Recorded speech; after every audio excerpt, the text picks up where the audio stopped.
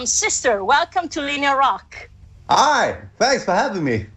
Good to have you. So, founded in Stockholm, even if you live in Sölvesborg, as you told me, in 2006, in the middle of the new wave of Swedish Sleaze metal. Your debut album came out in 2011. Sister is the name of the band, and your sound is a blend of punk, glam, sleazy rock, and metal, which make you a little bit appeal like the Buster songs, of Misfits and Guns N'Roses mixed together. Probably. You also show a loud image, let's say, and the impact of your live performances is notorious. Fourth album, which we're here presenting, is called Vengeance Ignited, is out now on Flick Records, and it's an explosive album built on 10 solid tracks, heavier and darker, with strong choruses, as we just heard on Bring Out the Dead. First off, so Vengeance, against what or whom? I read that you said you wrote the title track as an hymn, to damnation. Is that correct? Well, it's what we want it to be. It could be a vengeance for you. It could be my vengeance for something. You can just feel it. Are you generally selective and elaborate on the songs, or everything comes in a sort of, right the first, and you stick, with the direct impact of the inspiration?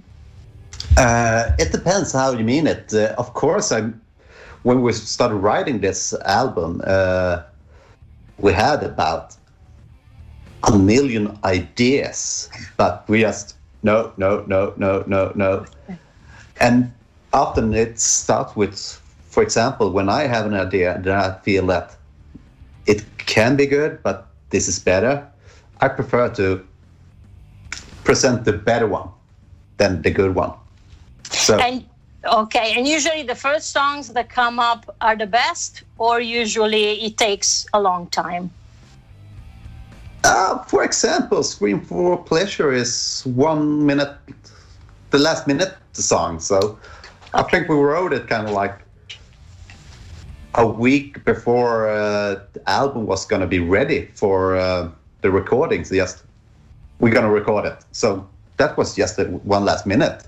And then we have Whispering Winds that the guy's been writing for 4-5 years. Oh, wow. So you have a wide range of different influences mixed together, as we said, from Misfits to Guns N'Roses and everything in between. But how did you find each other? Since you told me also that the band is based in Stockholm, but you live in the south of Sweden. So how did you actually find each other? And do you come from different roots, I guess, since you have such a wide range? But what is the reference band that you all agree on as main influence? Oh, that's a good one. We can start with how we found each other. For example, I'm the new guy. I'm stepped in for Martin, for example, the old bass player. And we know of each other for a bunch of years. So, and Jamie and Karen, they started a band, so they've known each other since the start. And then they had some guitarist. Forgot the word. Replacement. Okay. And then they found Phil. So it's just kind of like one thing leads to another. For example, one midsummer I was celebrating with Phil, and he asked, "We need a bass player for this show," and I asked, "Yeah, sure, I could do that. It would be my pleasure." And then one thing led to another, and I think basically us playing on rock and roll is the startup. For example, Rob Zombie, Manson. I know that the guys love a bunch of things that we all like. For example, Motorhead, Guns N' Roses, and everything. So, yes, but if you have to pick one band, which is like the main influence, or there's not a name that you can mention? Oh, for Sister, I would believe that it is. This is kind of funny. I never thought about it like that, but Rob Zombie. Oh, wow. Yeah, that's a good one. And it fits perfectly. Yeah. You have your own promo agency and management, if I'm correct. Have you made a virtue out of necessity? And is it for real an extra gear, to also manage the whole game and not just thinking about the music? Can it be maybe too much sometimes? Too much work for you? And also, do you also sign other bands, or it's the agency is just built, around Sister, and you work just for yourselves? You mean Flickr Records? Yeah. It is a Stockholm-based record label, so it's. I think we are basically just the only one in our genre, but. They have other bands also, so we didn't build Flick. Okay. So that's just a normal record label. Okay. Which member of Sister takes care, of the visual aspect, the look, the videos, or you all do that? There's driving force of the gang in this sense, or you all do that? Yeah, we're all driven people, so we basically just... Do we want to do a video? Yeah. Okay, let's do it. And then we all do it. Okay, it's kind of simple. Now we're going to see the Die With A Smile video. For example, this one, whose idea was, actually, do you have a production doing stuff, or you have your own ideas also for the videos? We have a producer that we talk about with, and we all just have a Skype meeting or just a meeting, and we all brainstorming and everything what we want, and then we'll figure it out together. In 1976, Blackie Lawless and Nikki Sixx founded a band called Sister. Eventually, they evolved into London, and the rest, of course, is rock history. They were like pioneers combining satanic imagery with, an hard sound. I guess you know that. Okay. When we had no internet, it wasn't easy, to know if there was another band with the same name and so on somewhere in the world. But what's the story behind your choice of the name Sister? Has it something to do with that old band? Well, actually... I don't quite know the correct answer there, but I guess we're lucky that they didn't keep up, and so we could take it. Yeah, of course. You mean legally, but okay. So, but are you personally a fan of Blackie and Nikki Sixx? No. Okay. I know guys that know them, but I don't know them. Scandinavia is in hard and heavy, has been active and thriving for decades now. Have you given yourself an explanation on why, it's happening there? I mean, as insiders, you're living right in the spot in one of the hottest countries for rock in Europe, which is, how do you explain that? We're boring. We don't do anything besides practicing and rehearsing. And with practice, you get skills. Okay. I don't know. I don't know the answer there, but it's quite fun that apparently Sweden is such a good music country. So I'm just happy to be a part of it. If you have to name 3 legendary records that you consider essential milestones for Sister in terms of influences, which ones would you pick? Oh, this is a hard one. It's so many good.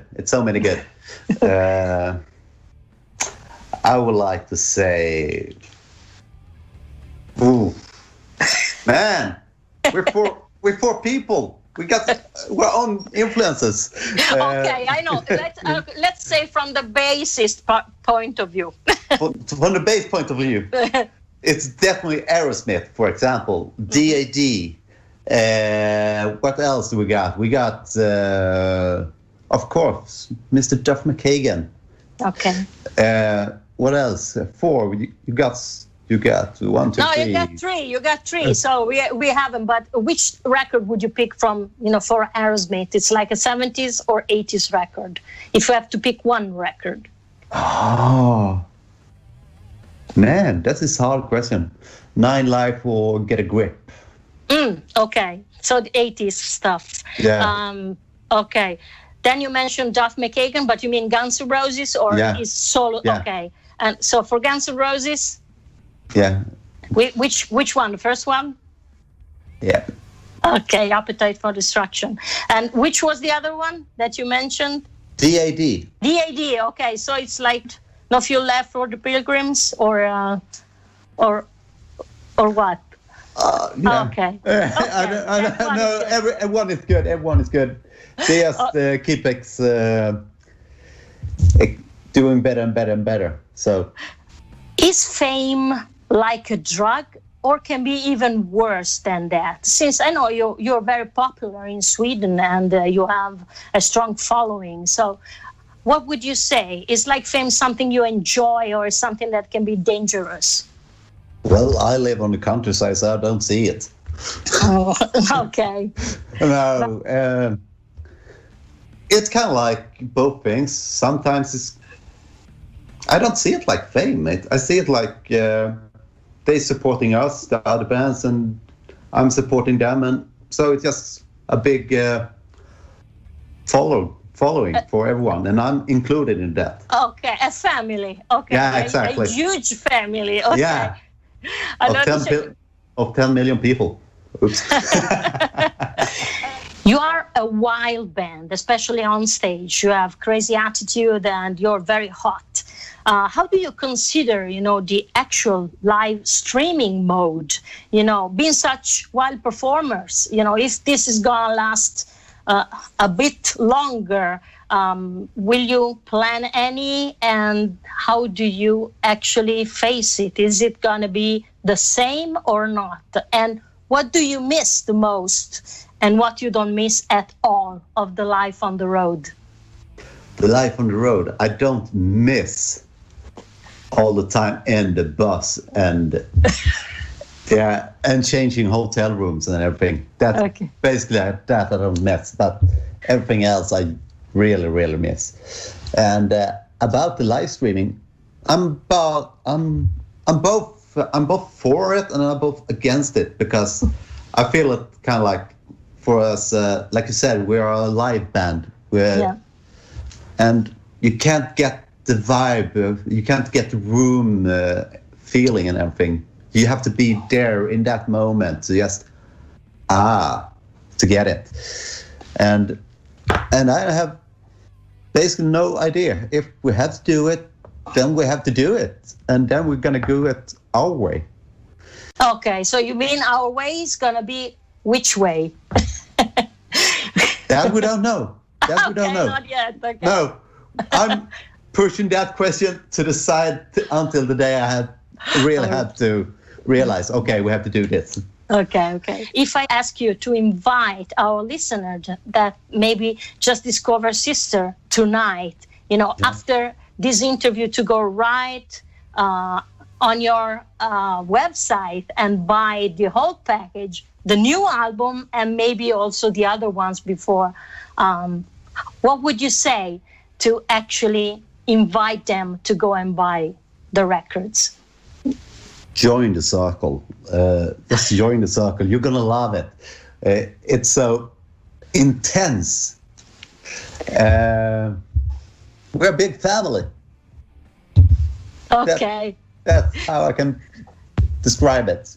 Thanks, Fred, for your time. Thanks for having me. Hope to see you soon in person, finally. Yeah, me too. Yeah, me too. I hope to see next show. Yeah.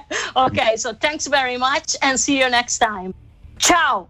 Ciao. Ciao. Scream for pleasure, sister. Absolutely.